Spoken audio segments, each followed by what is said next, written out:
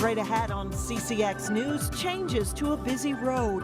Why Tuesday could be a day of delays. Plus, Brooklyn Park Police policing the fair. Their moonlighting leads to laughs and a life-saving experience. And later, a backyard getaway that leads to life in the 1500s. Bodies are piling up in the back from last weekend still. And they attract flies. Yes, CCX News starts right now. Hello and thanks for joining us. Changes are coming to County Road 81 in Brooklyn Park. Construction has been underway for months and the changes will result in some traffic delays. Starting Tuesday, 3 major intersections on 81 between 73rd and 63rd Avenues will temporarily become 4-way stops. Changes are meant to improve traffic flow. It will allow workers to separate northbound traffic into northbound lanes and southbound traffic into southbound lanes. On Tuesday, there'll be some delays out here because of the signal work at the intersections, but there will be no detours and there will be no closures. It's just some delays, and we understand that traffic is going to be busy in the morning rush, but it's going to be a long day, and these guys will be working late into the evening. That's why we want to start early. The project manager Stan Lim says Hennepin County's goal is to open up all lanes of traffic before winter. The work includes better access to I-694 and upgrades needed for future light rail. People wanting to help with Hurricane Harvey relief can now drop off supplies at the Osseo Maple Grove American Legion.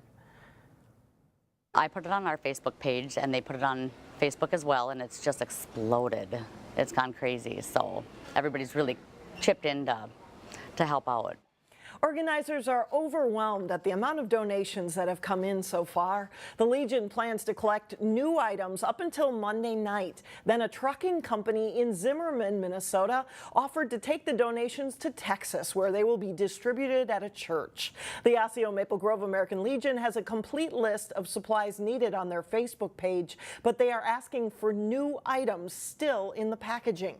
The outpouring has been so great that the Legion is hoping to send a second truckload later next week. It's an important holy day on the Muslim calendar called al-Adha. The faithful gathered at Northview Middle School for prayers and a celebration. Congregation Masjid al-Ansar started in Brooklyn Center back in 2015 with only a few families, mainly Muslim families with African roots. Organizers expect as many as 2,000 participants in today's services. The imam says despite a volatile political climate, immigrant Muslims remain optimistic about their life in America. We have not lost hope in the promise of America in terms of human rights, in terms of human dignity, in terms of freedom, in terms of justice, and in terms of protection for all of us. The holy day marks the end of the Hajj when Muslims complete their pilgrimage to Mecca. The ability to respond quickly is key to firefighting, and Maple Grove has a talented group of young recruits. Ready? 1, 2, 3. 19-year-old Luke Churchill geared up in 48 seconds recently, third fastest at the Governor's Fire Prevention Day competition at the State Fair. Luke and his Maple Grove Fire Explorers teammates did so well in the series of tests that they got third place out of 29 teams. For Maple Grove, its Fire Explorers program is a great way for 14 through 21-year-olds to potentially be part of the pipeline of new firefighters. We've done the State Fair every single year, and I've never placed that high at all, so I think that was really cool. It's definitely a sense of pride. I'm really proud of the post, really proud of the things that we've accomplished. The skills that we teach these guys, they've got years that they've been doing it, and you bring them into the fire department and they already know everything that's basics. Maple Grove is always recruiting for its Fire Explorer program. Call 763-494-6300 if you're interested. For 12 days, the Minnesota State Fair Police Force becomes the largest law enforcement agency in the state. As Sonia Goins reports, police from all over the state, including Brooklyn Park, are keeping people at the fair safe. Couple things, you know what's going on Sunday? This is Command Center for the Minnesota State Fair Police Force. Each shift starts with roll call. Here.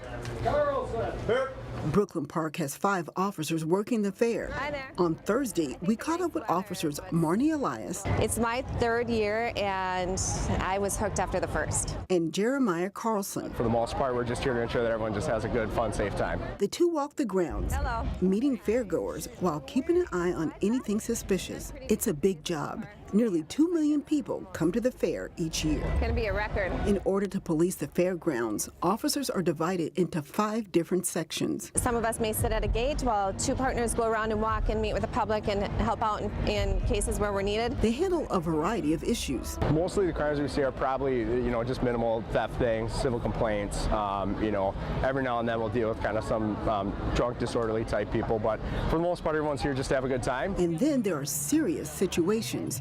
Earlier in the day, Officer Elias sprung into action, saving a man who went into cardiac arrest. We're trained in CPR, and I was able to go out and assist with that and did compressions, and we did get, they got a pulse back, and it feels good to know that he did survive. Besides saving lives, they say the best thing about patrolling the fair is interacting with people.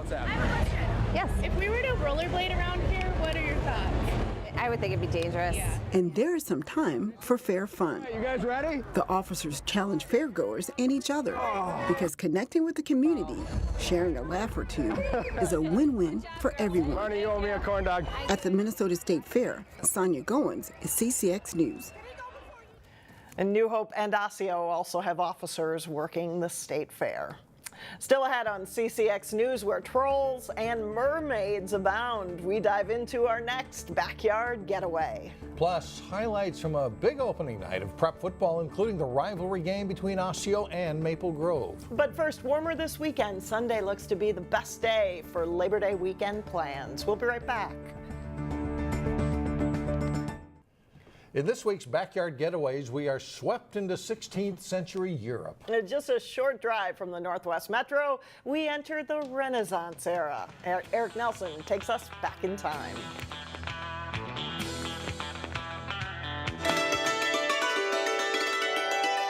Good morning, and how are you this day? If you want to truly escape the daily grind, a visit to the Minnesota Renaissance Festival is the way to go. So you're taken away from that city life and you're brought out into a place where you can actually appreciate nature and you can appreciate people and have a really good time with your family. At the Renfest, you are transported back to an age of discovery. It's a whole nother world. You step through the gates and you enter something that you've never seen before. Where today's hustle and bustle is non-existent. Because in regular life, you have places to go and you have things to do, and here we're very relaxed. Stroll the festival grounds and you see knights. Thank you for coming. Fairies, mermaids, pirates, Robin Hood, and others. This is truly an enchanted place. Kind of just an escape from reality. You know, being able to play as somebody else and kind of free yourself in a way. This much quality entertainment in such a confined space is actually kind of a hard thing to find. And the characters love the chance to step back in time. You want a break from life, take a vacation. Here, you can be whatever you want to be. Be somebody else for a day. Get a real break from the world. Just do me a favor. Keep your hands off me, treasure. I am Sparkles, the wizard. I'm hopefully going for the milk-mated thing. Hey, you came to see a troll. You want nice? Go see a fairy. I'm just a peasant. Hello, love. Just gives me the opportunity to bring out a character and have fun. I love it. I love it. There's a magic of the place. Performers, however, are more than cut-ups. Because all along I'd always thought, if I learned that, it could all be on fire. Some can do amazing stunts. Come on in. And if you want music, When the sun comes up, well, there is plenty of singing, too. the world is mine tonight. Yes, the Renaissance Festival will make you laugh. Hold on a minute. It will make you think. And it will inform you. So what you are at right now is the paper mill. Here we make paper from back in our time, back around the 1500s. The magic is the reason people keep coming back. So fill to me a parting glass. Or back Backyard Getaways. I'm Eric Nelson, CCX News. The Renaissance Festival runs through October 1st. A little bit of everything there, I think. Yeah. Still ahead. Local artists make their mark at the State Fair. But first, the Breck football team is looking to bounce back after a tough season. We'll have our final training camp report with John Jacobson up next.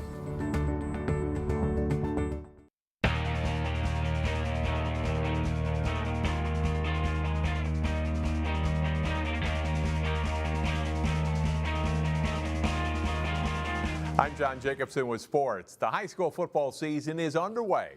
Maple Grove and Osseo kicked off their season with their annual matchup Thursday night. Crimson looking to beat the Orioles at home for a second straight year. After an Osseo 3-and-out to start the game, Maple Grove gets on the board early in the first quarter. Joe Raymond takes the handoff here. He goes 3 yards into the end zone for a touchdown. Crimson lead 7-0, less than 5 minutes into the game. Late in the first quarter, the Orioles trying to punt, but Jake Hansen comes in unblocked. He gets the blocked punt, and the Crimson recover deep in Osseo territory. They switch ends of the field, and so early in the second quarter, Justin Stolf carries the ball 1 yard into the end zone for a touchdown. Maple Grove's up 14-0. That's the score at halftime, too. First play of the fourth quarter, Crimson QB Curtis Haugen throws to Jake Kampsela, 41 yards for a touchdown to make it 28-0 Crimson. Maple Grove goes on to win it over Osseo 28-7. Cooper should be one of the top teams in the area this fall.